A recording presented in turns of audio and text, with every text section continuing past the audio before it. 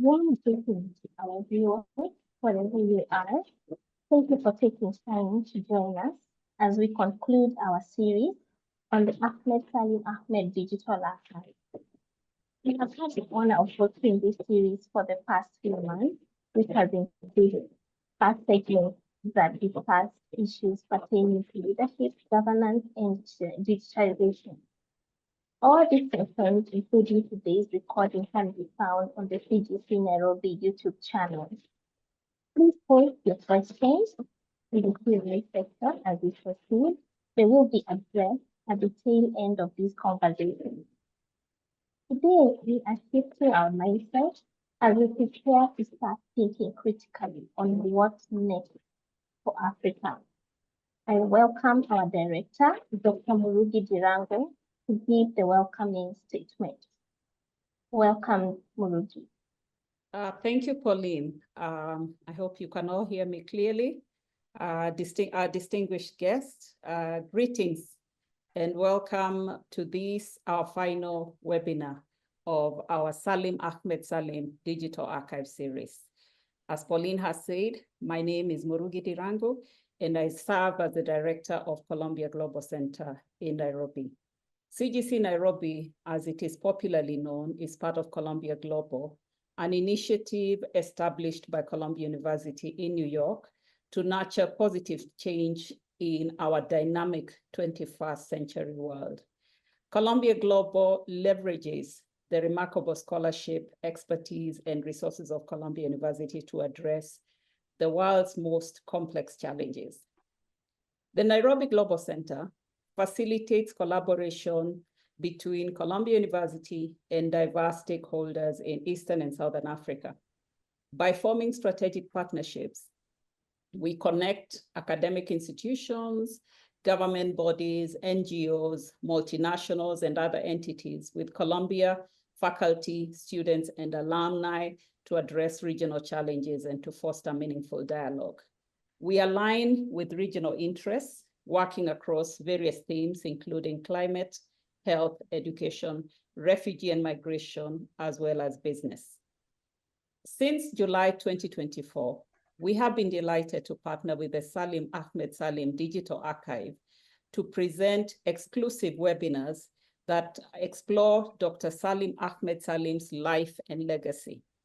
The Digital Archive was commissioned by Her Excellency, Dr. Samia Suluhu Hassan, President of the Republic of Tanzania.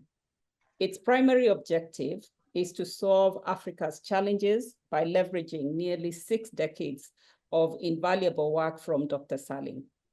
Dr. Salim's extensive contribution to Africa in peacekeeping, diplomacy, and development have centered his legacy as one of the continent's most influential leaders. By highlighting Dr. Salim's achievements, we aim to inspire current and future generations to engage deeply with the region's heritage and drive impactful initiatives. Through this webinar series, we have disseminated knowledge on key historical and contemporary issues affecting Africa by drawing lessons from Dr. Salim's work through archival materials and expert insights. Through 3 episodes, we have explored first, how to enhance good governance, practices for sustainable development. In our second webinar, we looked at how to uphold effective leadership in complex environments. And in our third webinar, how to utilize digital archiving to preserve and promote African stories. You can catch all these episodes on our Columbia Global Center's Nairobi YouTube channel. We welcome you to visit the channel and interact with those sessions. We'll delve deeper into Africa's future today in light of recent geopolitical developments. Through Dr. Salim's legacy, we will attempt to answer the question, what's next for Africa? How can the continent navigate aid cuts, become self-reliant, and maximize its potential for digitization to foster sustainable development and economic growth? Dr. Salim Ahmed Salim is an alumnus of the School of International and Public Affairs at Columbia University. He's a close friend of the Nairobi Center and has made significant contributions while serving on our advisory board.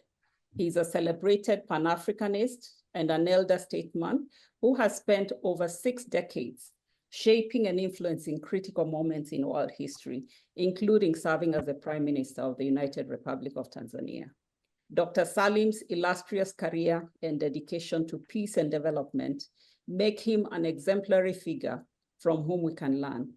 Through this webinar series, we hope you have gained valuable insights and foster stronger collaborations to tackle the challenges of our time. Now, it is my delight to invite our esteemed moderator, John C.B. Okumu, to introduce the next session. Welcome, Mwalimu. Thank you. Thank you, Dr. Ari, and hello, everyone, wherever you are. As you have heard, my name is John C.B. Okumu. I am a broadcast journalist of some vintage, speaking to you from Nairobi. Welcome to episode 4, the last in this particular webinar series. As established in the 3 prior episodes, these discussions are centered around a man whose historical legacy is sure to be buttressed by the online Salim Ahmed Salim Digital Archive. As Secretary General of the Organization of African Unity, the precursor to today's African Union from 1989 to 2001, Dr. Salim advocated that African nations should rise beyond aid dependency and chart their own course. In all his pronouncements and actions, Dr. Salim championed the dream of a self-reliant, economically empowered, and globally respected Africa. Yet years later, many of the continent's challenges remain the same. So, by way of trying to bring closure to this webinar series, the discussion will be guided by the topical working title, What's Next for Africa, on such issues as economic development, navigating aid cuts, bridging the digital divide, and self-reliance. Granted, this is a loaded, disparate, and far-ranging agenda, especially as it is to be tackled in a limited time frame. So my plan for myself, and therefore for my panelists, is to start by dealing with everything in one go, so to speak, before backtracking, if possible, on some of the points raised, and then inviting participation from the online audience in the last 30 minutes of the 1 hour and 45 minutes at our disposal. So let's simplify that. In my past life, I was a school teacher. Our panelists are going to speak for 1 hour, and then all hell will break loose. So may I introduce you to our 3 equally engaged but differently inspired panelists. In my mind's eye, 1 is a business person, 1 is a banker, and 1 is an academic, and I will seek their viewpoints from those perspectives. Perhaps they could raise a waving hand when they first hear their names. Would you please raise your hand, please, Manji, in alphabetical order by surname. There's Manji. Manji Cheto is the business person, as you can see, based in Nigeria. Manji is an entrepreneur in educational technology, or EdTech for short. She is the founder and CEO of Upskill, a digital marketplace which points to job opportunities across various fields in her country. Sanjay, if you'd be so kind to raise your hand. Sanjay Rugani is our highly experienced banker, the money man.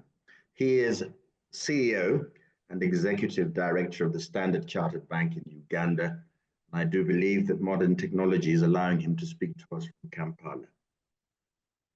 And lastly, but not least, Peter Wekesa, PhD, is the academic.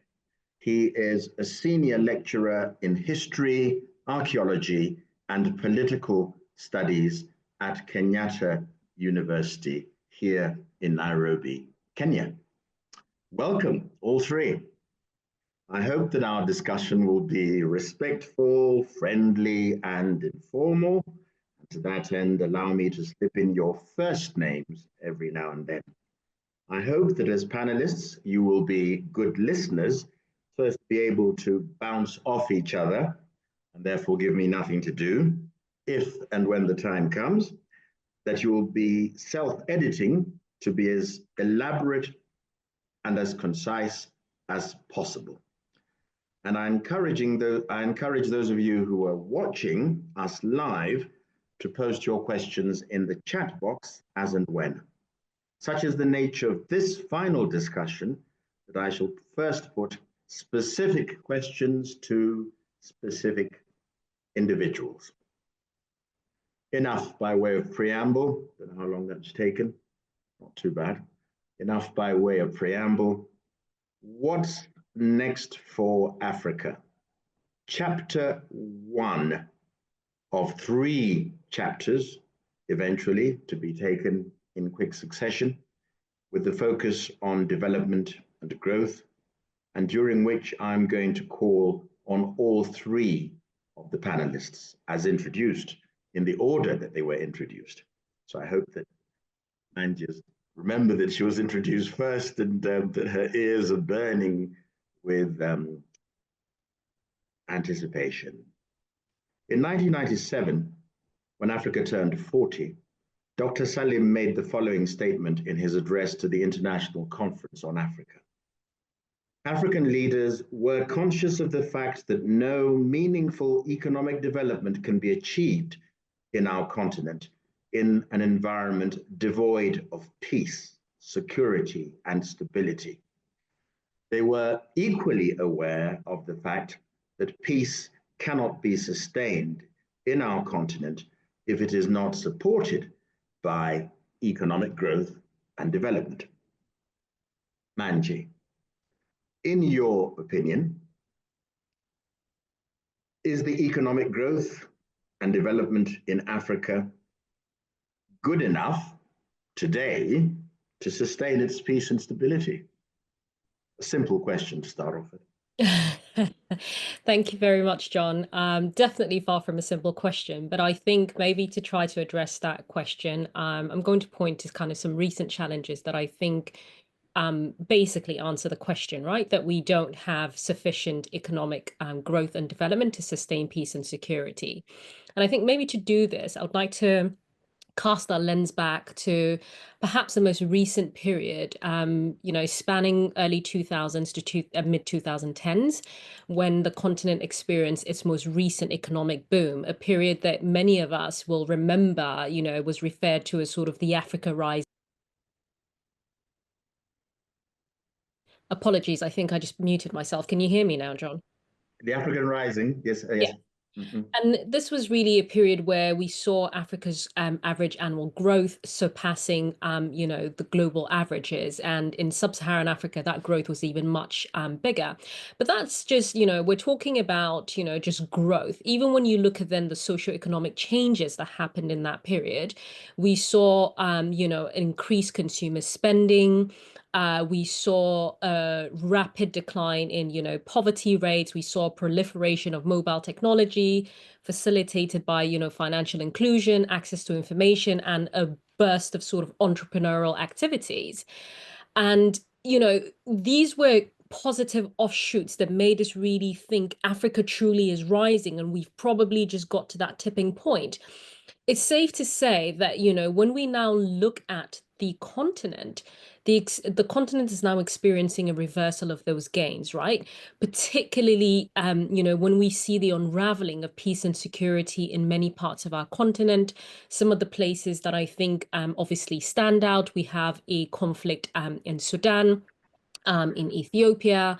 and also more recently, or actually more recently, a resurgence of conflict as well in the Eastern and DRC. And I think just to help you maybe to put numbers and to quantify the damage that this has done to our growth and our development. On average, we know that data has shown us, a country's GDP growth can be reduced by about 2.2% annually as a result of conflict. And over 5 years, you typically tend to see a GDP per capita reduction of 15 to 20%. I mean, that's a huge impact, right, on sort of consumer spending and consumer purchasing power. And then obviously it does have an impact on investments as well. We see trade basically dry up. That and in conflict areas, we see a destruction completely of kind of, social services, of schools, of hospitals. I mean, just to kind of be more specific, I've got some data here. We know that as a result of the kind of conflict in the Sahel, about 14,000 schools in West and Central Africa were closed due to violence by mid-2024. 14,000, right? That has disrupted education for thousands of children across the region. In the DRC, renewed violence has forced about the closure of 1,000+ schools just in early 2024, and that's estimated to have affected about 500,000 students. Health systems obviously have suffered a similar blow. In Sudan, we've seen a disruption of conflict, a disruption of trade routes across East Africa, with inflation numbers actually inflation numbers look to have gone up about 300% in parts of South Sudan and Chad as a result of a disruption to those supply routes.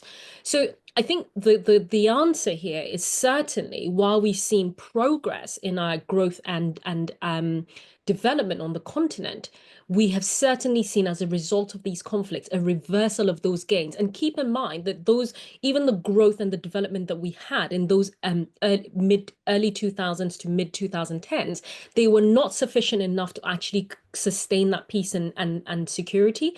But we basically now have a resurgence of that conflict that is reversing even the little gains that we've had. So just to kind of, round this up, I think the answer to that question is absolutely not. We have not reached that momentum yet where we can say that our growth and our development has or can sustain peace and security on the continent. Thank you very much. A good start. And I'm going to stick to my plan for myself, which is to motor on. But I've taken copious notes, Manji. I know that 14,000 schools have closed, 15 to 20%, so I might come back to you and say, as a purveyor of doom and gloom, where do we go from here? But not just yet, because I'm going to point myself to Sanjay. And the buzzwords here are aid, dependency. And my question to you, knowing full well that those of us who read newspapers, is that the whole business of aid and it's being cut off is very, very, very topical in our climes. I'm not going to sort of name names. I leave that to you to shoot yourself in the foot, Sanjay. But what are the risks of continuing to rely on external aid, politically, economically, and socially? Thank you, John. I hope you can hear me. First yes, of all, I can. Very well. Yeah. Yes, I can. Thanks. So first of all, it's such a privilege to be part of this engagement. I am in Kampala, but I'm a Tanzanian, and you can imagine how big a hero was Dr. Salim Ahmed Salim for us. He was a true inspiration, and many of us looked upon him to become Pan-Africanist, and I'm proud that I'm one of those. So your question is extremely topical. Aid, since beginning of January has been one of the biggest discussions that is in the play. But when you talk about aid, if we talk about reflecting it from the perspective of Africa, we need to just not only look at the US aid-related aid, but we need to look at it from a perspective of the official development assistance that we get. Because, we need to think long-term and we need to think more comprehensive. Clearly, when you don't get assistance or aid, it has a very big multiplicity of complications and impact. You particularly asked about political, economical, and social. So if you talk about political, a lot of this aid really comes to strengthen good governance, It is really about, strengthening institutions. In many cases, in many countries, it also drives the whole concept of good democracy and inclusivity. And it does promote, aspects of human rights. It does consider looking at issues of corruption, but it does give social stability. So politically, governance could weaken. It could decline the whole concept of democracy because others could influence it. And clearly, the one area that can be impacted is really human rights perspective. Where I come from as a banker, and this is where I would spend a lot much more time, is really the economic side of the equation. So the deterioration impacts GDP growth directly, and particularly some countries have a lot much more dependency on aid. It could also drive, macroeconomic instability. So we will see currency depreciation. So think about economies like Malawi, Burundi, Liberia. The percentage of aid as a percentage of GDP is pretty significant. And just taking off that foreign currency into the market could lead to multiple reactions. Then we must not forget that it could also lead to budget cuts because you have to start making trade-offs, which is very important. It will certainly slow down social growth, in infrastructure, in education, in health, and that has multiple consequences, as you know, in a long-term perspective. Because we will have to then borrow in some of these countries to fulfill that committed main debt, which was being managed by aid, it is going to grow our debt also. So economically, it could impact some countries, between 3 to 6% of GDP really. From a social perspective, the biggest issue we will face is really around service delivery, which is critical. Remember, this aid is going to, support education.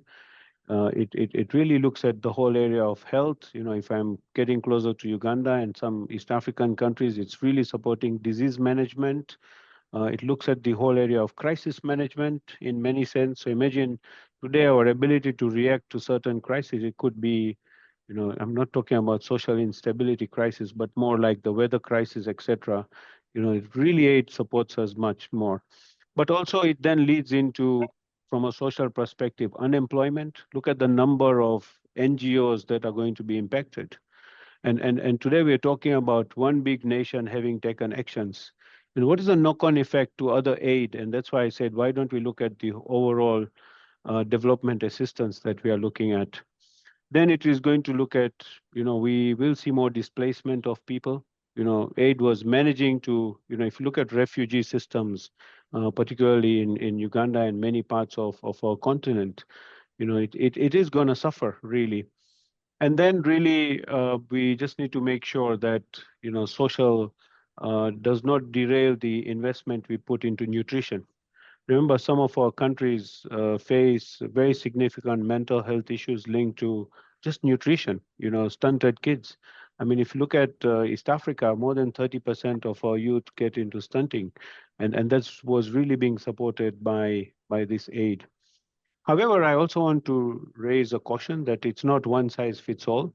If you look at the whole and following Manji's approach, if you look at the aid cut, the countries that get the biggest aid are Ethiopia, Congo, we have Somalia, South Sudan, Nigeria, Tanzania, Uganda, Kenya. They get the highest share of value in terms of aid. But what is important to look at is not only the value, but is the percentage of GDP dependency, which is so which countries have high dependency, moderate dependency, and low dependency, really. And if you look at that aspect, then there are clearly countries like Sudan, Nigeria, Mozambique, Liberia is going to be a big one. Burundi is going to be a big one. Niger, even a very developed Rwanda gets about 10% of GDP assistance. So Guinea-Bissau is another one that gets about 6.8% of assistance. So these are economies that we need to be watching the most, because what if there is conflict in those nations? What is the knock-on effect that we really need to look at? So I'm just saying that it's a multiple dimension we need to look at. We look at 54 countries. What I would say is look at those that have highest dependencies, then moderate, and look at the knock-on effect from a cluster and regional perspective. Back to you, John. Thank you very much. Again, if I may urge my panelists, I did tell you to be on your best behavior, and you've got your trusty pads beside you. If you hear something from somebody else, I think I want a round where I'd like you to respond to some of the things that you're hearing from others. Because after all, you're the experts. I'm just sort of guiding the train along. So my key word, and I'm turning to Daktari Wekesa. Peter, on bringing an end to conflicts. Again, a preamble for you, sir. Conflicts have caused and are continuing to cause unnecessary suffering, loss of lives, and destruction in Africa. They traumatize entire generations. They engender hatred and a culture of violence. They affect the most productive section of our populace, and they jeopardize the chances of African children to have a decent and dignified adulthood. Peter, again, another simple question for you. I'm delighted with this one. What should Africa do to avoid and to deal with the conflicts that we still see across the continent today? Thank you very much, John. It doesn't seem like it's a very easy question, but I think let me begin by also thanking the team who organized this for making me part of this very huge celebration of a life of a very prominent figure within the Eastern African and the entire African space. We celebrate him not just in the many processes and programs he has been engaged in, but of course building a future in which all of us may eventually benefit from. Having said this, I think I want to turn to the issue of conflicts.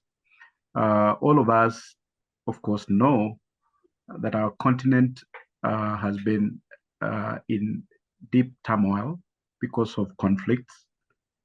And one of the easiest ways in which scholars have talked about conflict is to see it as a very broad process that shapes the way in which relations between communities, between states have been shaped.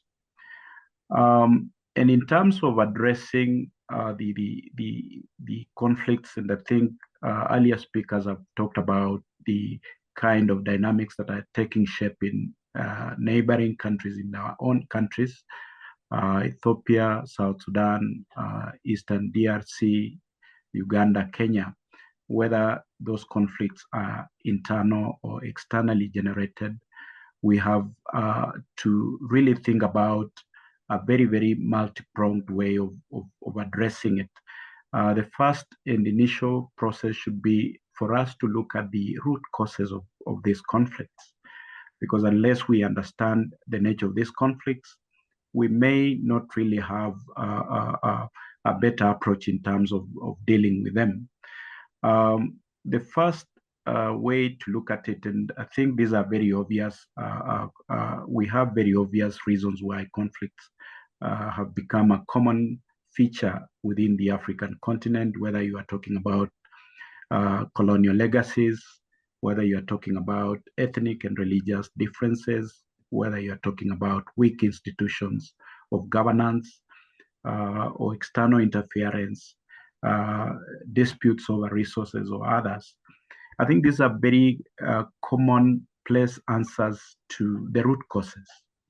I think the greatest challenge has been, how do we address these challenges that emerge from conflicts? I think I must have started off as a historian myself.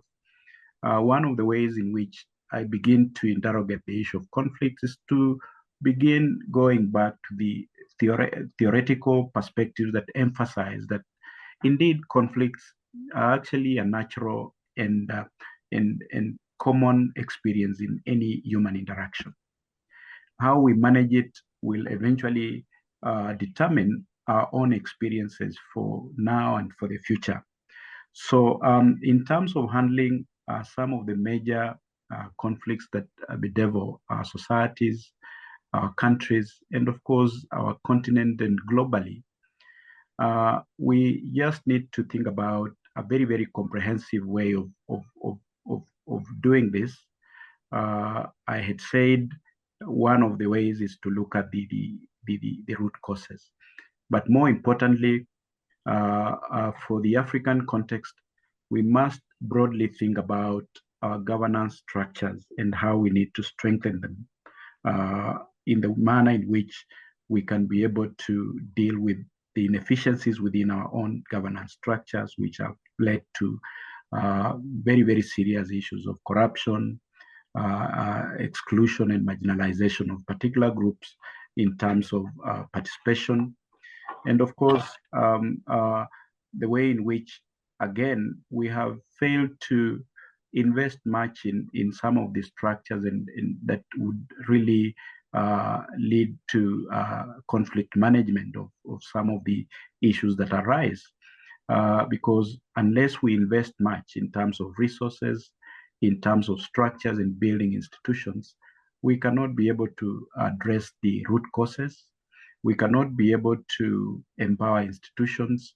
And of course, I think empowering of these institutions, both locally and continentally, will be very, very critical in terms of managing and building our own economic, political, and social structures. And of course, building the very strengths that guard our independency. And of course, deal with issues of external interference in some of these issues.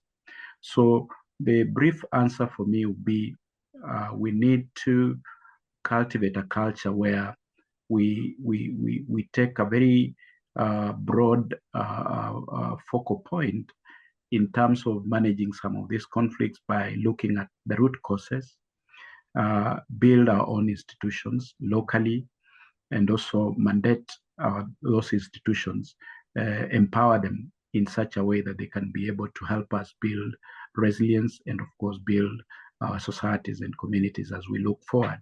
So this would be just broad reflections on that, John. Thank you. Thank you very much, Peter. Thank you. Chapter 2, ears pricked, Manji and Sanjay. The chapter heading now is chapter 2 is bridging the digital divide. These are the words of Dr. Salim. We at the OAU are convinced that, contrary to the stereotypes that are often associated with Africa and Africans, there is indeed nothing fundamentally wrong with the continent. Ours is a big, vibrant continent with great potential. It is a mosaic of cultures, religion, race, and ethnic groups, which diversity should serve as a source of strength rather than division. It is within this context and the abiding faith that I have in the ability of our people to overcome even the most difficult challenges that makes me bold to say to you, our distinguished friends, that Africa does not lack the means to bring about her development, nor is the continent short of ideas and development strategies. We have the means, we have the ideas, and we have the will. In fact, the leadership on the continent, which is increasingly prioritizing its activities, has begun to move into the direction of finding African solutions to African problems. Very high sounding. We live in a digital world. Africa's future must, by rights, be digital, but will it be inclusive? Africa stands at a crossroads where the promise of technology must be matched with access, innovation, and equity. Manji, another of my very easy questions. You're going to find this a complete doddle. What should Africans leaders do to find African digital solutions to African problems? Thank you, John, for that question. I mean, this really speaks to the heart of my work, and it's something that I feel incredibly passionate about. But for me, the answer is, I mean, I have a very kind of simple answer to this, right? Is that I think we underestimate how much the absence of, you know, the solid foundation is affecting our or undermining the end goal. And what's the end goal, right? To find these digital solutions. The reality is that I think, and again, this might, you know, this might be kind of controversial or might betray a bit of a bias, but I think when it comes to entrepreneurs, particularly entrepreneurs working in the digital space, we have a good sense of sort of what the potential solutions could look like. But the reality is that we can't entrepreneur our way out of some of these core foundational challenges. Right. And what I mean by that is that, you know, we talk about the fact that we need to find digital solutions, but we haven't addressed the core of the digital challenges on this continent. And what do those challenges look like? You know, we talk about internet penetration on the continent, and really, I mean, we're talking about a continent that only has, you know, 39% on average digital internet penetration. This is, you know, if you compare this to other parts of the world, it's sort of 61% for the rest of the world. And then in places like, you know, Europe is much higher, closer to sort of 87%, 90%. So already that number, when you hold that number in mind, you think to yourself, well, if we have so many Africans already digitally excluded because they have no access to the internet, how do we start finding digital solutions? And of course, you know, I don't want to just kind of, again, paint this doom and gloom picture, because there are regions on the continent that have got better internet access rates. So North Africa, for example, you know, we're seeing 70 to 75%. Southern Africa, we're seeing 70 to 80%. But in places like West Africa, East Africa, and Central Africa, the numbers in Central Africa are incredibly low at 20%. You know, as you move kind of closer to West Africa and East Africa, those numbers are closer to 30%. And for me, you know, until we address these problems, entrepreneurs cannot entrepreneur their way out of this problem. We can try, but the ability for us to actually scale and to have sustainable and meaningful impact will always remain constrained, right? And what is the constraint for internet access on the continent? I think the two things, we already know these things, by the way, I'm repeating things that we know, but the two core things are affordability, both of internet access, but also of devices. And this devices point, I really want to harp on about this, because, you know, we talk about the fact that we want to get young people to build digital skills. And yet, how many young people can afford the cost of the devices that allows them to be sustainably on the internet for longer, building those digital skills, using those digital skills? In the work that I do in education technology, we focus on trying to give young people skills. And actually, what I find is that there's so much enthusiasm to build those skills. But the question that we get asked over and over and over again is, okay, so I have these digital skills. Where is the income generating opportunity? Where is the job? Where is the employment? For me, I think that the biggest, you know, the biggest trick that we're missing on the continent is that our demographic profile, our biggest resource is our human resource, right?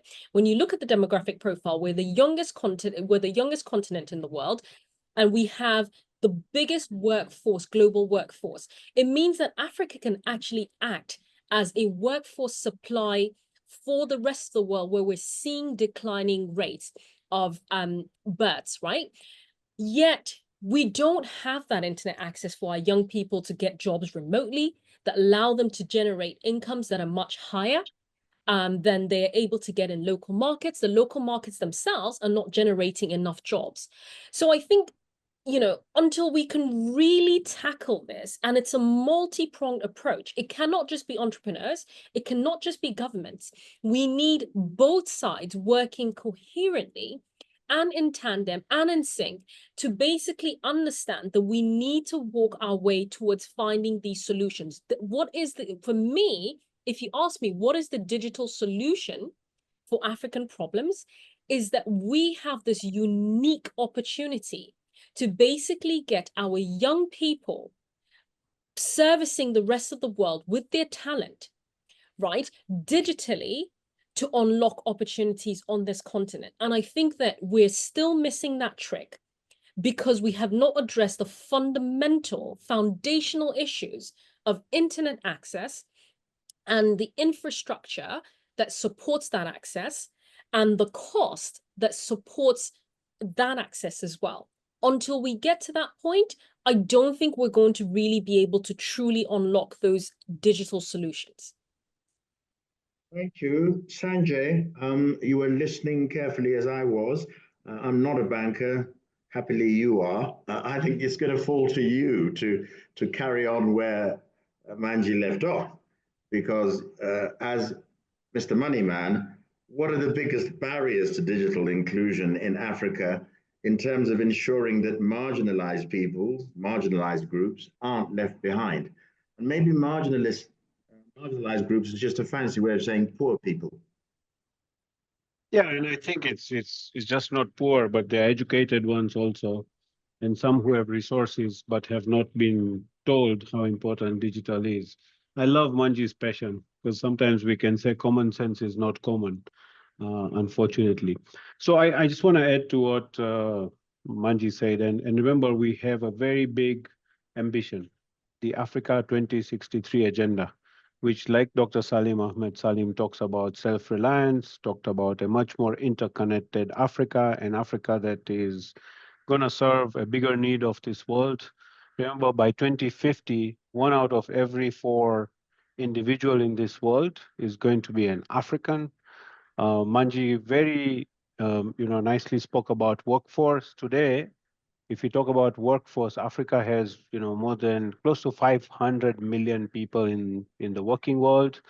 By 2030, that number is going to become 650. By 2050, that's going to become 1 billion. Every year we have close to 12 to 15 million students who finish education. Strangely, only 3 million get jobs. What do the rest do? I mean, yes, they can become entrepreneurs, but imagine if they were given the whole ability to access technology at the cheapest and co-create a different world. It would be phenomenal. I mean, today we're talking about globally, there's a shortage of cyber workforce of 187,000 as per my last count. I mean, we've got so many working women at home who could actually learn cyber every day for 2 hours and become real cyber specialists. What am I trying to say, John, is, there is never a better time in this world where the world is more equalized because of technology and digital. What somebody in India, in China, in America can do, an African can do. It's really about our leadership and making sure that we take the right actions. I'm going to add to what Manji said in terms of, as a bankers, we also track the whole equation of mobile money and mobile technology shifting. So now we have about 500 million devices in Africa. Again, like Manji said, the smallest penetration of internet. We also have still the smallest penetration of smartphones, which again is a big enabler, including for internet. Big issue is the same, affordability for many. One smartphone is probably more than the salary they can earn. But our biggest second issue is data. The cost of data in Africa is just, it needs to we need to do something. We need to probably create a framework for a marginalized workforce needs to get much cheaper or free data. But we can create a very different return mechanism. So what are some measures that come to mind for me? I think number one, private sector, public sector collaboration is very big. Because more than 90% of the business is done by private sector. So imagine we see value, we will invest in it. For Africa, the bigger issue is not money many times, it's the opportunity. So if we unlock opportunity, John, think about this, that we have developed world which are facing a talent shortage of 85 million youth. Whether it's Japan, talk about Sweden, talk about many markets. Through technology, we can actually create export processing zone, make sure that these jobs are tax-free once somebody is working there. But as long as they are providing an export job, we as private sector will be very happy to make sure that the right skills are built. That earns us foreign exchange. It helps us to, because the more you use data, the cheaper data becomes. So, this is all about scale game. So scale into technology, scale into cell phones, scale into, machines. The more scale, the more we use, the cheaper it becomes.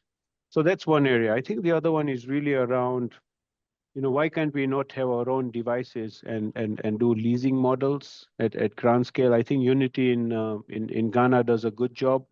Manji will have more data insights on which other businesses. Then let's not forget digital literacy. I mean, we have national televisions. What are we using them for? Let's democratize education, and even the, touch phones, as we call them, USSD phones, there's enough education that can be penetrated through that, and there's been breakthrough. I think the other thing is, policy frameworks.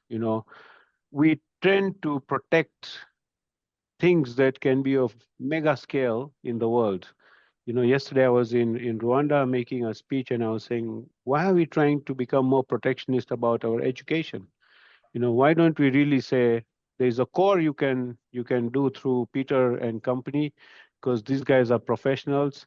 But what is the non-core? So green jobs, or green learning. There's the non-core is digital learning, the whole aspect of financial. This should become national curriculum. Imagine if you incentivize every private sector to say, if you spend $100,000 on just education for society, we'll give you that as a tax rebate.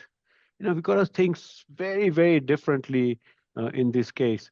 I think the other thing finally is what I would say is, collaborative leadership. At the moment we have a lot of siloed leadership. So Africa Union, Africa Development Bank, if you take the Renaissance, take the top 50 corporate or private sector leaders, we met together and say, how do we unlock digital? And just make sure everybody accepts that model that is put forward. I'm sure we'll make much more progress. So like Manji, I'm very passionate. We could talk about this till tomorrow. Let me send it back to you, John. Thank you, Sanjay. You know something, as a layperson listening to you all speak, and this will be maybe in your roundup questions, it seems that we have the knowledge on board, and you've just said you've come from Rwanda, you gave this talk, maybe towards the end. Why isn't anybody listening? Do you give these talks in a vacuum? Or I don't know, but might be interesting. But we're moving on to chapter 3. Chapter 3, onward, onward. I know that Manji was nodding in agreement there, and I'm sure that when I give her the chance, she'll add to what you said. Thank you, Sanjay. Chapter 3 is going to involve very much Daktari Peter Wekesa. The heading here is self-reliance, leadership, and regional integration. And Peter, I'm going to give 2 questions to you. As long as if you don't answer the first one the first time, it's waiting in the wings. But here is, again, a quote from our focus, Dr. Salim Ahmed Salim. Self-reliance is no longer a slogan. It's an urgent imperative. As Africa seeks to assert its agency on the global stage, we must ask what this independence looks like in practice, and how to structure partnerships and policies that reflect our interests. End of quote. There has been a growing recognition that we, as Africans, are our own liberators, and that the development of the African continent is first and foremost our primary responsibility. There is also the recognition that much remains to be done in order for us to stride resolutely towards genuine freedom from political oppression and economic deprivation. Peter, a simple question for you. Why has aid dependency remained a persistent feature in African governance and development strategies? And we're just saying we should get rid of it. Thank you, John. Again, I want to answer this question very, very briefly.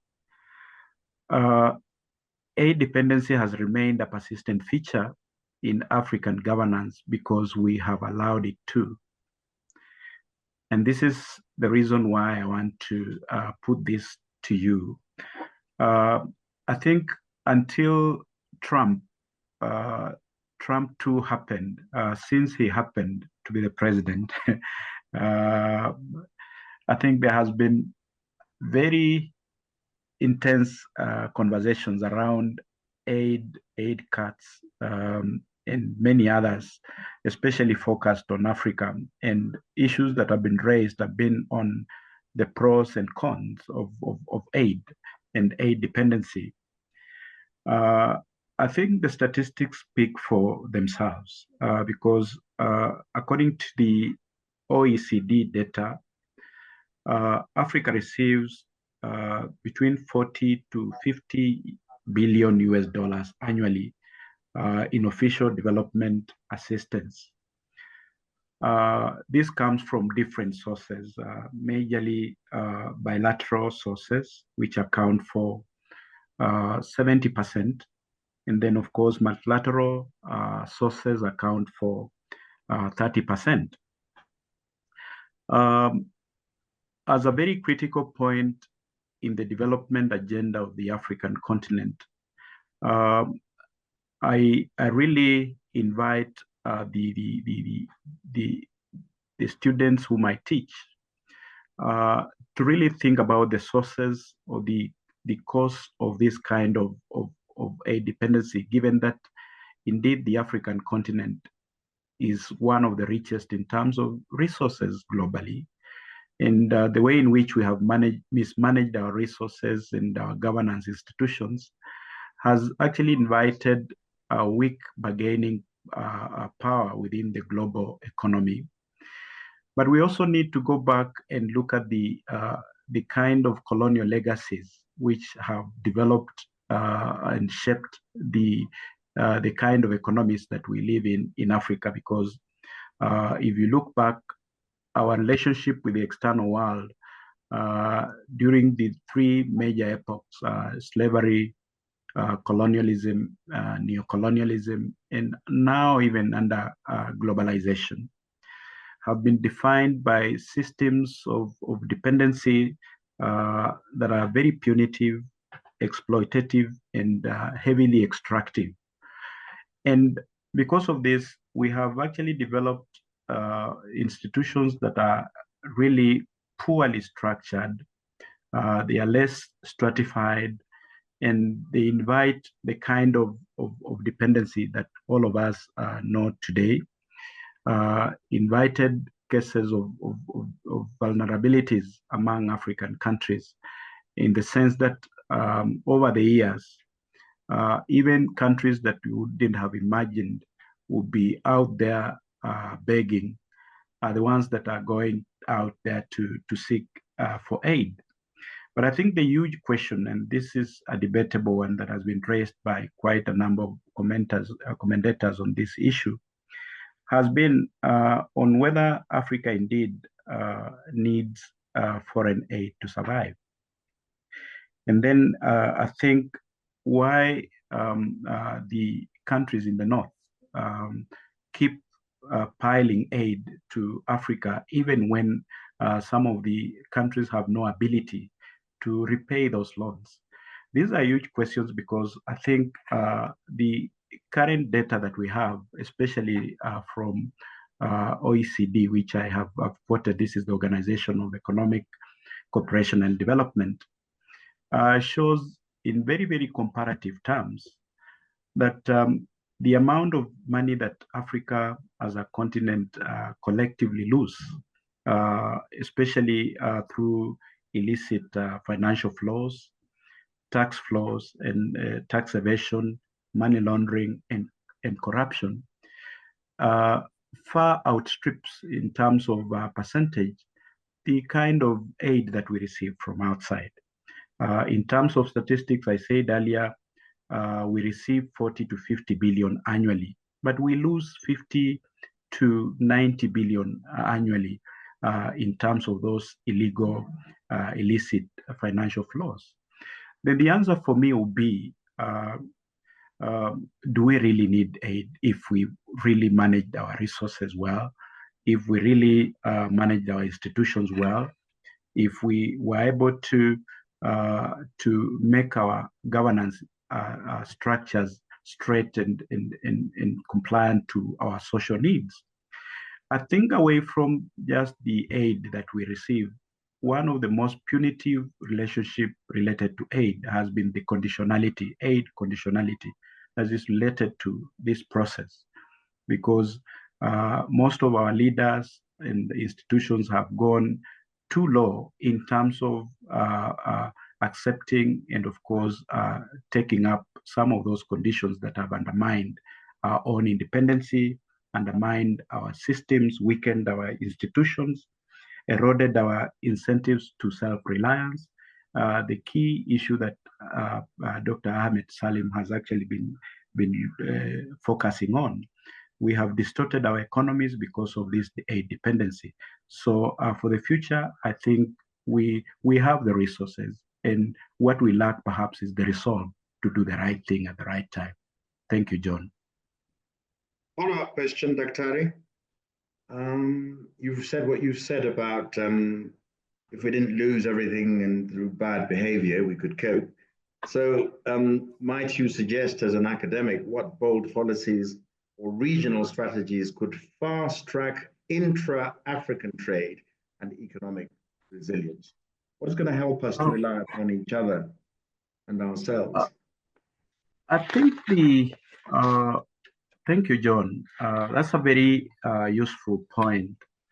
I think I want to really turn to the intra-African trade. Then I think this would... and I'm going to beg you to make your answer shorter than the last one, if you would. Well, thank you very much. I think from a very holistic point, we know that intra-African trade and connectivities and networking has a very, very positive impact to not only African economies, but also political structures in terms of strengthening our systems, networks, and of course, building peace and conflict resolution strategies. We don't need to go to the theoretical focus, but I think some of the key scholars who have focused on the role of interdependency, those of us who are in the world of international relations, Keohane and Joseph Nee, emphasizing the fact that, interdependency, especially in economic terms, is a very good strategy to diffuse the kind of tension, the kind of conflict between states that we live in. Within Africa, the experiment that we've had with the continental African free trade area, which was signed much earlier in Arusha much earlier in 2018 in Kigali by 44 out of 55 African countries, was a very, very useful promise for the African state, because I think we had an aspiration to create single continental market, of course, expand intra-African trade, and go ahead and resolve the challenges associated to overlapping memberships to various organizations, and more importantly, also enhance competitiveness. These are very, very forward-thinking strategies, which I would have imagined will have sparked Africa's economic development. Sadly, since 2018, the fire that was burning then has gone down, and at the signing, we could see some of the African countries picking up very narrow-minded goals and reasons why they were not joining, partly because it has been signed in Rwanda, so Congo cannot sign. It has been signed in DRC. We have had conflicting bilateral and multilateral engagements which really conflict and create disparities between the countries.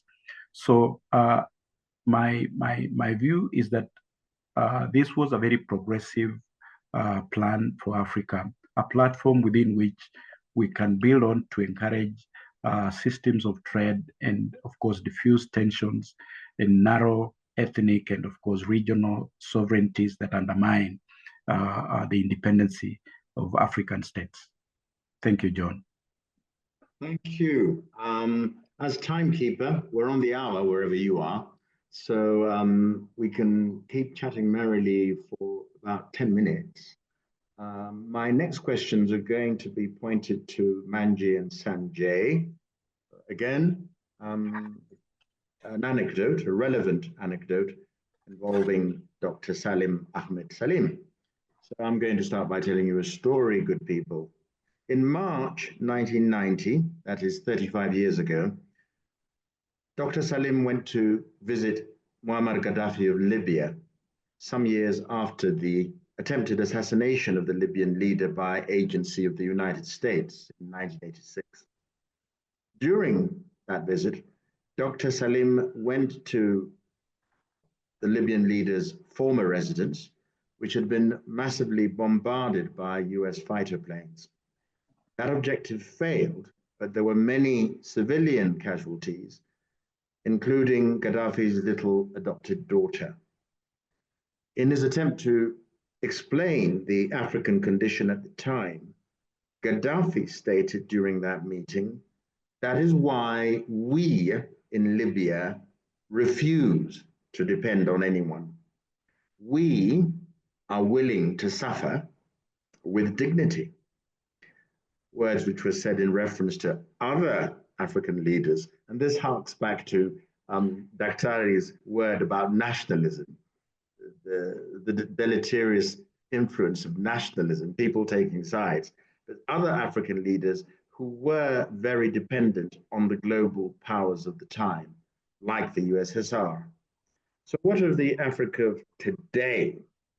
Manji, the last formal simple question to you is, what principles should guide Africa's partnerships with today's global powers to ensure mutual benefit? Again, it's a question that I've had, but I've been listening to. You have sort of alluded to it up before now, but maybe you could allude to it again. Yeah, so just in the interest of time, I mean, there's a lot of really interesting things that Peter said that I wanted to pick up on, but just in the interest of time, I think I will focus on, you talk about the principles that should guide Africa's, partnerships for mutual benefit. So I'll keep it very short and sweet, and, I like to use my rules of 3s and 5s. I think for me, the first one, and actually you alluded to it also in your question, is African ownership, right? For the longest time, I think the continent has always been told we're always reacting to the global agenda as opposed to setting that global agenda. And for me, if we're really going to have partnerships that are mutually beneficial, we need to have, African ownership, that is African generation or origination of the ideas that are important for our development, and then having ownership and keeping ownership over those ideas. I mean, for example, one thing that I can think about, we always talk about when we think about, how we manage our demographics, how we manage our labor markets, how we manage our education. I made this point earlier that we have this unique demographic profile that's very different from the rest of the world. And yet we seem to always be responding to the global agenda of how do we manage all of these issues, right? Given our demographic profile. So I think that's one very important point. The other one, obviously, I think is around transparency and accountability. We have had this terrible history of, having a lot of secrecy behind the partnership agreement sign, whether it's on infrastructure deals, whether it's on extractive deals. There's a lot of secrecy around that. And I think, we really need to continue to drum on this point that transparency and accountability is an important sort of principle that we should, work towards. And then sustainability and long-term focus. Something that Peter had mentioned earlier around, aid is, we know that in addition to some of the illicit financial outflows, for example, going out of the continent, we also know that remittances on the continent, the size of remittances is so much bigger than the development aid that we get. And yet, I know that a few African governments, I can think of sort of Nigeria around 2015, had tried to set up, diaspora bonds. So to move remittances away from just kind of pure consumption into development. The problem with that is that, first of all, there was no kind of follow through on that to talk about, what were the lessons learned, what were things that we could have done to improve it so that we can actually scale that. So I think, just thinking about sustainability and kind of a long-term focus, that should really be another guiding principle. And then reciprocity and equity. I mean, I think again, we've always, the way that in my opinion, the way that African leaders tend to approach, negotiations on the global stage is that we are sort of recipients, we're beneficiaries rather than us being partners. And I think that's a mindset shift that needs to happen. We need to stop always kind of being on the receiving end, but to be kind of core and equal partners in our negotiations with our global partners. And then lastly, capacity building and technology transfer. I know that, from an investor point of view, and particularly for even just kind of external partners, every time you talk about local content, for example, when it comes to looking at, agreements in Africa, it tends to be a dirty word because people are like, oh, there's too much, trying to extract so much resources from international partners to transfer to Africa. But of course, I mean that has to be, for any partnership to be mutually beneficial, I think there needs to be capacity building and there needs to be technology transfer. So I definitely have been a big champion of having kind of capacity building and local content in all the agreements that we build. I mean, obviously the timeline for which that transfer needs to happen needs to be fairly reasonable, needs to balance out, the considerations from the other partner side. But I think it definitely needs to be a core part of any agreement. So I'll just stop here just because of time.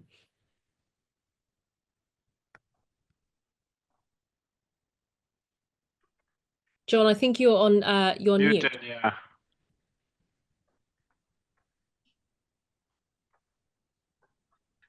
Can you hear me now? Right, can. sorry about that. Sanjay, the last pre-scripted question is to you. I'm going to ask you to do something that you do on a daily basis, and that is to play God. What should a truly self-reliant Africa look like to a young and ambitious entrepreneur in Africa?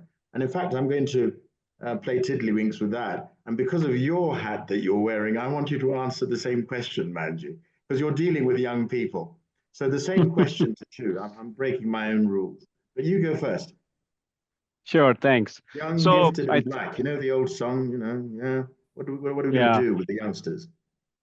So first of all, I'm going to assume I'm 25 years old so that I can answer it from my lens.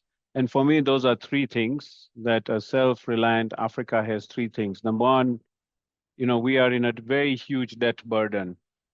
How do we make sure that we get off that debt burden? And that means Africa has to finance Africa's growth more than anyone else. The second one is most of our economies are still very import-export dependent. How do we become more self-reliant from that perspective, which means really driving the whole aspect of import substitution, and from an export perspective, intra-Africa trade. And we've got a huge opportunity from an Africa Continental Free Trade Agreement. And the third, which really has been impeding us of our dependency, is really power. Every country should have a strategy of 5 cents and below power model. But if I was 25 years old and my son is 26 and my daughter is 21, the kind of things that they are thinking about is, number one is, where is my voice? How can you have a self-reliant Africa without the youth voice, and particularly an entrepreneurial youth's voice? I'm also going to say, when you say entrepreneurship, our biggest problem is over-regulation around entrepreneurship. How can we make it a half-page regulation for them to register and start business? So probably that's a big enabler. Today we have about 44 million businesses across Africa, many micro ones. I mean, surely there should be more than at least 100 million plus, but we need to simplify because a lot of this sits in informality. The second thing that my kids would think about is really around the whole area of knowledge, and Manji talked about this. How do you move from just certification and content to become much more a partner of private sector? So creating self-reliant models around education institutions, directly channeling skilled workers into workforce. Because remember, 79% of us as private sector are challenged on getting skilled workers. We have a lot of educated youth. I think we at the moment have 85 million educated youth, and there's a shortage of 75 million skilled youth. So you can imagine how can we just, bridge that divide. Then it's really about local supply chain, Africa within Africa. It's very, very, expensive to do business within Africa. It's easier the other way. So how do we incentivize that? Is going to be a big one. I also think that the whole area of unleashed local innovation. Kids think about innovation. So having frameworks of hubs, or local funding, local regulations around hubs, which are technology driven, are going to be critical. 75% of SDG problems can be managed through digitization. So how do we really bring in AI? Today AI is the biggest enabler in the world, but the penetration in Africa is 1%. So how are you going to be self-reliant when the rest of the world is just running at a different pace towards us? So many questions, but it requires a very big leadership aspect into this. And so how do we create a Pan-African leadership that can really drive change rather than a siloed nationalistic leadership? Thank you. Well, Sanjay, that's a question that remains very dear to Dr. Salim Ahmed Salim, and sort of informs his whole messianic message to the continent. Manji, would you like to have a go on that one? To say And Manju will do better because she's below 25. Thank you. Well, she looks below 25. Thank you so much, Sanjay. I'll take that. Sorry, John, can you just repeat the question just to make sure I am? Yeah, it's the same one to you. It's the same one to you. Again, listening and bouncing off Sanjay, you look to be the youngest amongst all, even as after our beauty treatment. So you speak to your constituency. Yeah, so I mean, I think first of all, Sanjay made this really important point, which I think we forget, right? One of the things that I tend to look at when I think about big thematic issues on the continent is these major shifts that are happening. We have our agenda on the continent is being set by effectively a generation that is now the minority, right? We've got so many young people that are forming a larger part of our population. And Sanjay made this point about their voices being excluded from, the policy environment. And I think, if there was one thing that I would sort of, if I had to wave a magic wand today and say, what is it that I think young people want to see the most, is actually inclusion in kind of these big policy debates that are shaping our continent. And I think that the solutions that would come about as a result of this would be fundamentally different, because as Sanjay mentioned, young people are looking at things very differently. They are seeing opportunities that perhaps policymakers do not necessarily see. And yet we don't have, on a continental level, we don't really have a forum that gathers young people from across different regions of the continent to have these big conversations about the problems that we are facing. Something that always stands out to me is, we all know, for example, that I talked about, internet access and inclusion previously, but even when you see young people today that are classified as digitally excluded, the thing that I always find very fascinating is how easy it is for them to almost just kind of pick up a phone or pick up a computer and figure out their way through kind of that, this ecosystem that they've never necessarily been taught, right? And I think that for me says that they are opportunities that we have failed to just kind of unlock because we're not speaking enough to young people. And I think that's the frustration in the work that I do. That is the frustration that I'm hearing a lot, right, from young people is, yes, you're telling us, go get an education. Yes, you're telling us, you need to achieve the highest levels of success. And yet when we do that, where is the income generating opportunities? You know, where is the support? Where is, you know, where are the investors that can basically put money behind our businesses? Where is even the government support that will support the growth of our businesses? So I think, you know, for me, I would say that that's really an important point just to kind of underscore as far as, you know, supporting young people to play a much active role sort of in our economic development. Thank you. Good people, we have time. So I think we should hold on zealously to the time that we have. This is how we're going to proceed. There's one question, and that question is going to directed to Manji. And out of respect to the poser of the question, I'm going to try and read it as is, rather than play God myself and try to sort of summarize it. It's a long question. But before that, I was thinking that perhaps starting off with Daktari, I would like you to have a sort of final word and pitch in my own question to you as an academic. And it comes from a point of cynicism, if for the lay person cynicism. Having said what you've said before, as I've established the fact that I'm a Kenyan, if I read in the newspapers that my president has gone across to China and he's coming back with a package of billions of shillings, he's going to build a railway, he's going to take over some farms and, you know, sort of raise chickens, he's going to take over defunct hotels and make them worthy again. Are you assuming that we, the populace, we, the people, cannot fathom that basically, in terms of what you're saying about intra-African trade, this is wrong? So I'm trying to suggest that you're the academic sitting there surrounded by this pile of books and lots of studies. From a lay person's perspective, I'm saying we're being had on a daily basis and we're just taking it lying down.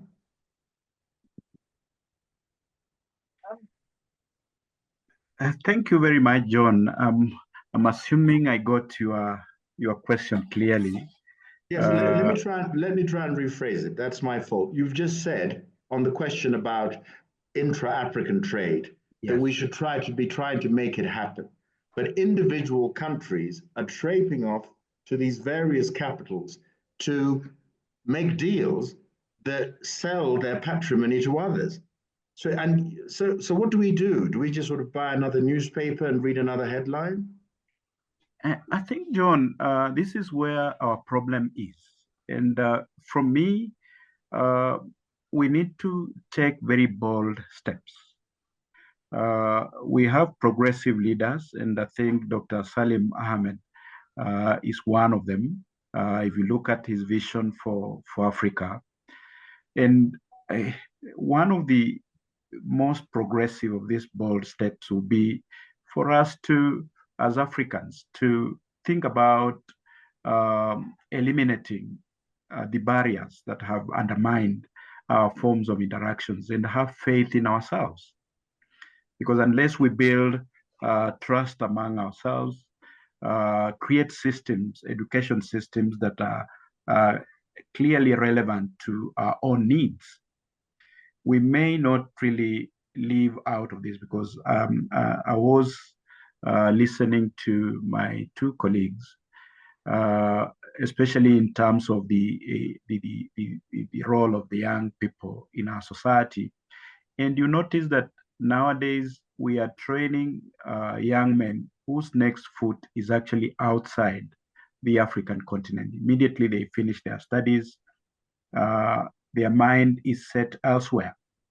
So some of the bold steps which would really reinvigorate and create spaces for young people to participate either in economic issues or in governance structures have to be put in place. We need to accelerate our own initiatives to eliminate tariffs and non-tariff barriers that have undermined our own accessibility. Sanjay talked about our investment in AI. I think overall, investment in trade requires huge outlays in terms of infrastructure. And we have not done very well within the continent in reaching out to our brothers and sisters. We have created our own false attachments to narrow interests which are defined by our nationalistic or sovereign questions, which need to open up to a broader Pan-African agenda. And of course, have faith in some of the Pan-African initiatives. Have a digital platform that would really allow all of us to debate these issues and talk much more. So I'll be very worried if my president would boldly walk out, bring in money, and half of that money is again taken out illegally and invested in Dubai or elsewhere. So we need to think about this and really have very bold steps in opening up our future for our young people and ourselves. Thank you. Thank you. Manji, this is the question to you as we sort of wind to a halt. Excuse the stuttering reading, but it goes something like this. Anonymous attendee. That exporting of labor Manji is championing is an easy solution right in front of our eyes. But what about our sovereignty? We will always have undignified jobs just for the sake of a mere livelihood. And what if that whole labor force is exported? Who is going to build our countries? A digital infrastructure creates fanciful notions in its users, but in reality, we as Africa are so far behind in development that it is going to take a lot of trench work before we could be considered really developed, something that you've said. But who is going to do them if the workforce, these youth, are enticed away by quick gains and the promise of the security of a personal livelihood? Because that's what it is. So, Ferry, what do you make of that? Yeah, so I think first of all, it sounds like this person is a bit sort of cynical about this labor exporting. So let me just clarify the point I'm making here. First of all, we know that increasingly, Europe and the US and kind of the Western world is putting up barriers anyway for physically exporting labor. So the labor export I'm talking about here is effectively exporting talent through a digital medium. Right. And that's the point that I was making when I was talking about, the infrastructure challenges that are constraining our ability for young people to get online and actually secure dignified jobs digitally that allows them to earn higher incomes than they would in the local market, right? Because ultimately, what is driving, young people to even seek quote unquote greener pastures abroad is because, you have the opportunity to earn incomes that are much higher overseas. And I think that, if we unlock this kind of digital infrastructure opportunity on the continent, then we can keep Africans on the continent, have them earn, higher incomes, and through that basically keeps the income within the continent as opposed to exporting that income and then trying to get remittances back into the continent. So I think that's an important point that I need to make. The other point I think that this person made was, what if all of this labor is exported? I mean, I think that's a very unrealistic scenario, right? Sanjay made the point earlier about, the growth of the labor of the workforce in Africa. Realistically, we're not going to get, 500 million Africans, or even by, 2030, 1 billion Africans leaving the continent. Just all of that labor force basically leaving the continent to go get jobs abroad for two main reasons. I mean, there's an emotional connection, first of all, but more importantly, like I said, Western countries are putting up physical barriers anyway for the export of that skill. So I don't necessarily think that that's going to happen. But even in scenarios where that happens, and I think I am a very perfect example of that, where, you know, we forget that humans have, you know, emotional connections to where they're from, to home. And even if you go out and you make a huge success and you earn more income, there's almost always, I mean, there are obviously exceptions, but there's almost always a case where you feel drawn to home. And I'm a perfect example of that. I spent my entire childhood living abroad, and then one day it just clicked. I don't want to be here. This is not the place that I can make the biggest impact. And I've come back and I've put my hard-earned skills and my hard-earned money, supported by the way, no government, no personal sort of, you know, family income, supported by income that I just earned, to come back and make a difference on the continent.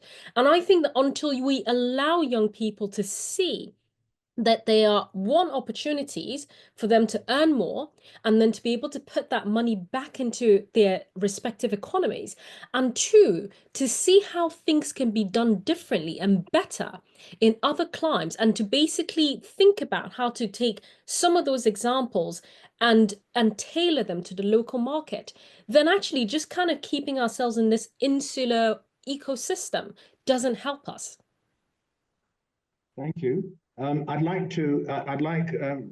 panelists, I'd like you to think of a final word lasting about a minute, but I want to have a mean pointed question to my best friend Sanjay.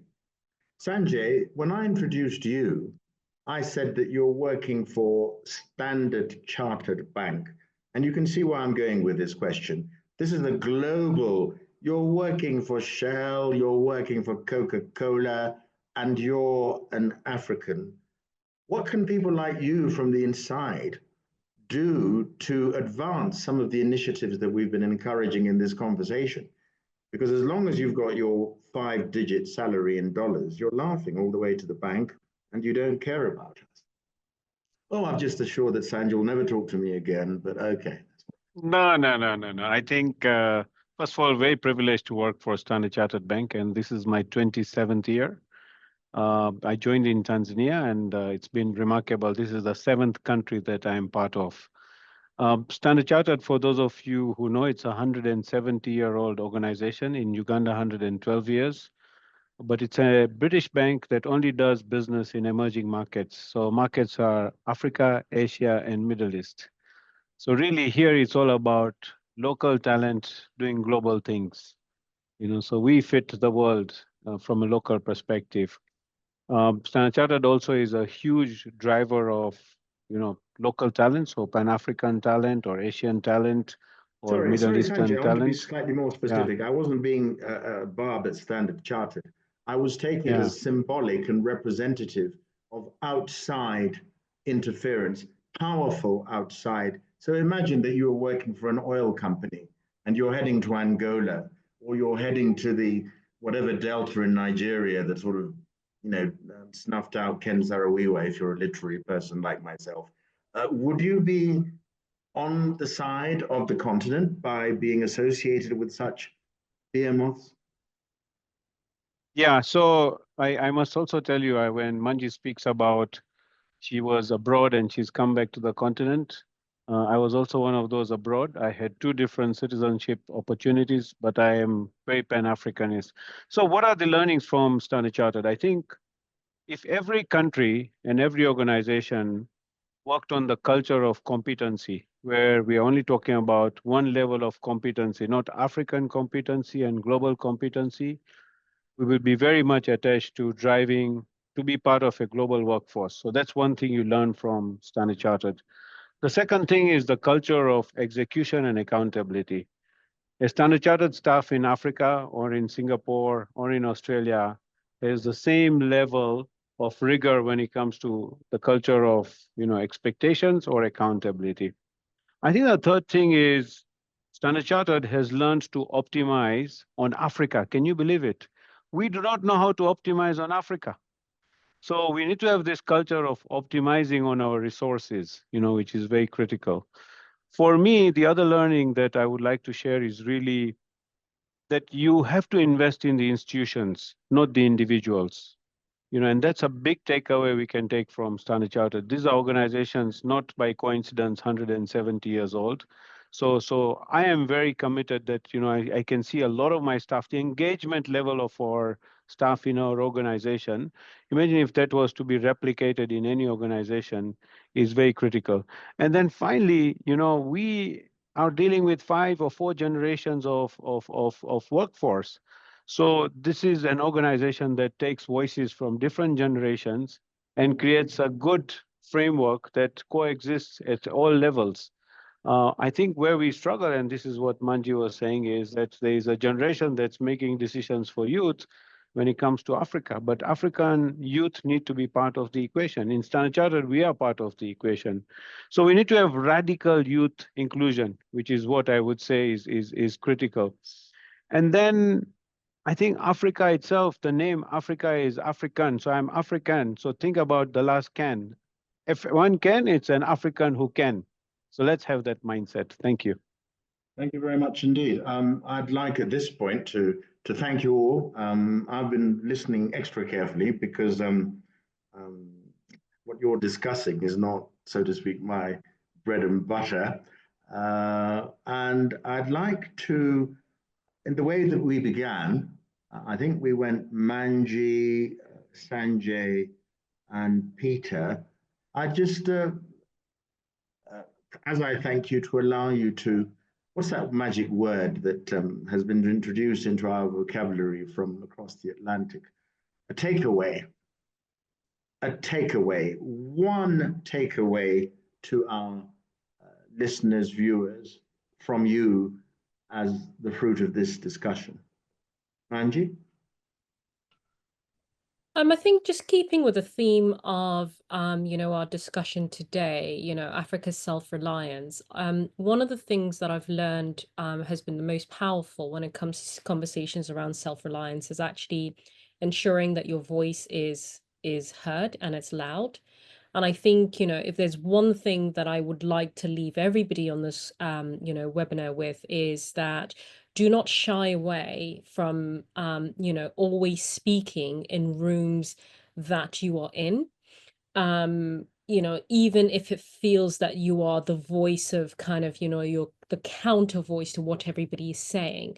To the point that, John, you're making, about being in these spaces and operating with these partners who may not necessarily be African. I think that it does us no good for us to sit and talk to ourselves. We must also speak in rooms where we have representation and ensure that we are setting the agenda and not just responding to the agenda. Thank you. Sanjay?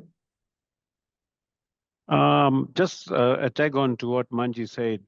I think we are in a very unique position because the world is resetting. If you looked at everything from a COVID perspective or just the way aid is disrupting us, we also need to create self-disruptions so that we rise. For Africa to rise, African institutions need to rise, Africans need to rise. What is also very critical is we hunt for progress, not for perfection. Every day hunt for progress, and this should be long-term progress rather than perfection. Many times we get stuck on perfection. There is no perfect world. Thank you. Thank you. Dr. Peter. Thank you, John. My last 2 words. I think for us to think about the future, 2 takeaways, reform and empower. We need to reform our institutions and, of course, empower generations for the future, empower institutions at the regional and the continental level. But more importantly, let's trust and believe in ourselves and in our abilities as Africans. Thank you. Thank you. And that must be the end. Now, this is where I fall apart because I don't have a degree in tech. Maybe Daktari might come back on again to say something, to finish it off completely, or I wonder how that happens. If she's around.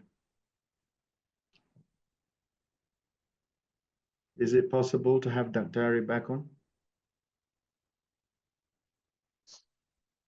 Right. Is it possible to have Ahmed on from the digital library? Is it possible to have Ahmed? I don't know how it happens, but I'm just wondering whether it's I can help you out, John. Can you hear me okay? Oh. Sorry, I can't turn on my video at the moment. Okay, Ahmed. But yeah, no, I guess just real quick thanks to our wonderful panelists. Really appreciate your time. Sanjay, Manji, of course, always good to see you. It's been a while. And yeah, and then just for everybody, please continue to support the archive. Visit, us. We just launched some new material last week. So some interesting insights, never before seen stuff, declassified documents. And yeah, watch this space. We'll continue to drive the discussion and, in the spirit of transparency and access, continue to keep the archive alive. And thanks, John, as always, being a great moderator. Thank you. So I shall wave goodbye to you, and until we meet in London, Paris, New York, and Kampala, we're going tribal. Bye. Bye.